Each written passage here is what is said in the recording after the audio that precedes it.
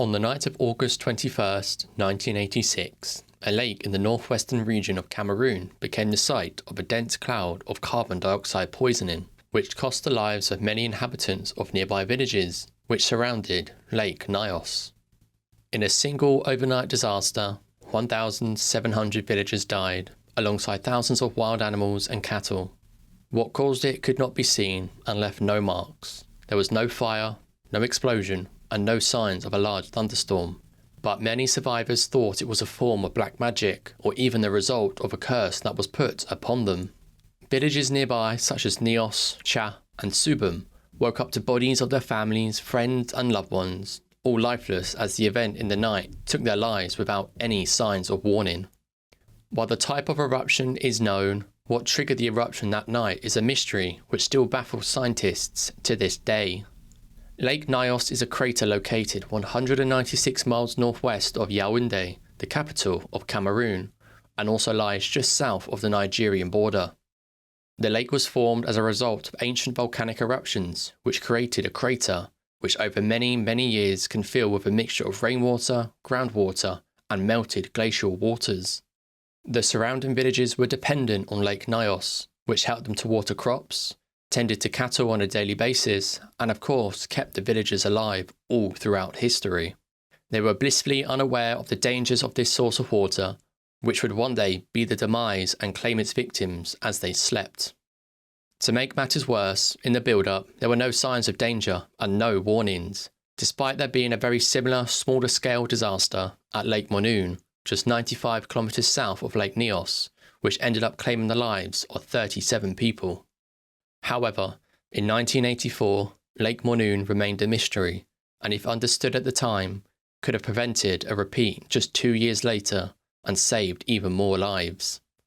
But below the water, the volcano remained, and the carbon dioxide was slowly leaking and building up more and more into the body of water.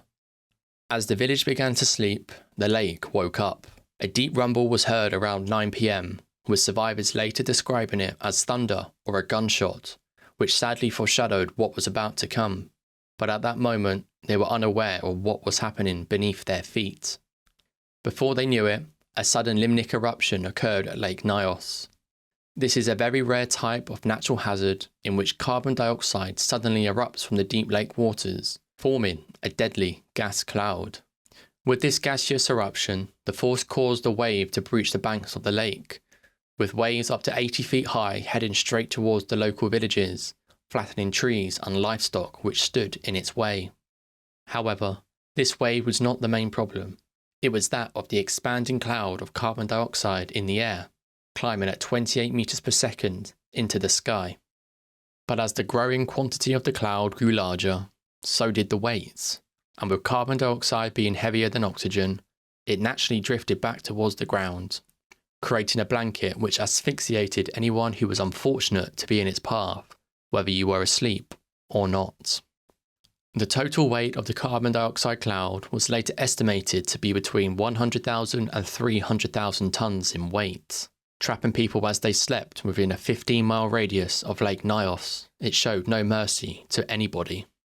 The eruption itself was silent, but the impact was felt almost instantly, as those who slept peacefully would never wake up again. In the village of Subum, Joseph Nquain woke up to a strange sound in the middle of the night. He would later go on to recall, "I could not speak. I became unconscious. I could not open my mouth because I smelled something terrible. I heard my daughter snoring in a terrible way, very abnormal." Invisible in the air, the gas had already reached Joseph's home, and as he began to struggle, as he stumbled to the bed of his daughter, he collapsed and would not wake up until the next morning.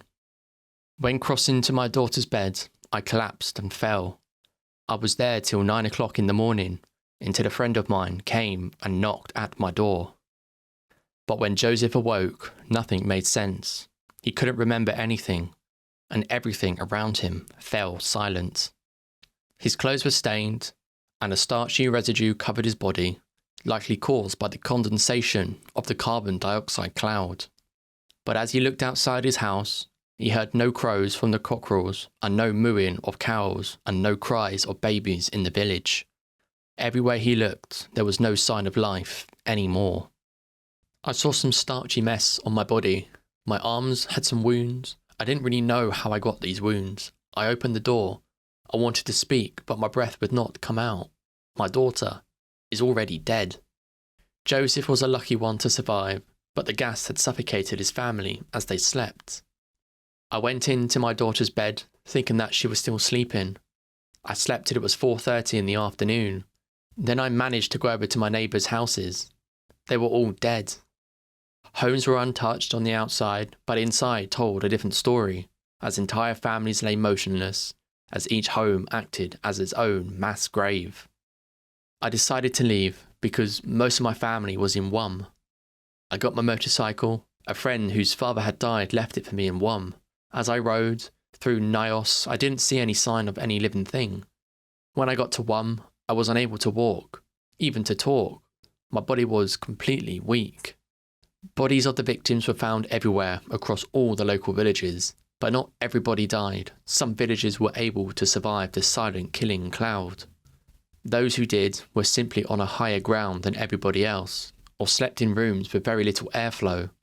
But for the birds in the sky, who caught the cloud on the way up and on the way down, there was no escape for them, as they joined the livestock and the cattle on the ground, no longer alive. Could they have been killed by black magic? Could they have been killed by witchcraft? How can so many people die without a mark on their body? What they didn't know was that the lake that was sustaining them for generations was quietly storing a deadly secret beneath its surface. A secret so deadly, it soon claimed the lives of 1,700 people and thousands of animals all around the area. As authorities and rescue teams came, they quickly moved to evacuate the few that remained. Mass burials began almost immediately, both out of necessity in the tropical heat, but also to prevent any extra trauma of seeing loved ones and people they knew no longer alive. When international scientists arrived days later, they were stumped. There had been no signs of foul play, no chemical spills, and there were no signs of fire. And the early conspiracy theories ranged from volcanic activity in the area to toxic gases released from the earth. They discovered that Lake Nyos had been storing immense amounts of carbon dioxide at its depths, a result of slow volcanic leaks beneath the lake, hidden from anyone around. But they were unsure of how the eruption happened. What caused it? What was the trigger? Possibly a landslide or a shift in temperature which had disrupted the layers of water, causing the gas to erupt like the fizz from a shaken bottle of a soft drink. Scientists also realised that Lake Manoon's smaller 1984 tragedy had been an earlier warning sign, but the cause had been misunderstood. Had the connection been made sooner, Lake Nyos might have been monitored or even vented to help carbon dioxide escape before the catastrophe. In the years after the disaster, international teams worked together to ensure it would never happen again, as this disaster changed the way scientists across the world studied crater lakes. Engineers installed degassing pipes, which were huge systems designed to release the trapped carbon dioxide in a controlled way, preventing any future build-up. Lake Nyos is now closely monitored, though scientists still warn that the surrounding volcanic region remains unpredictable. But the eruption in Lake Nyos just goes to show that sometimes the things that are keeping you alive may one day end up taking your life.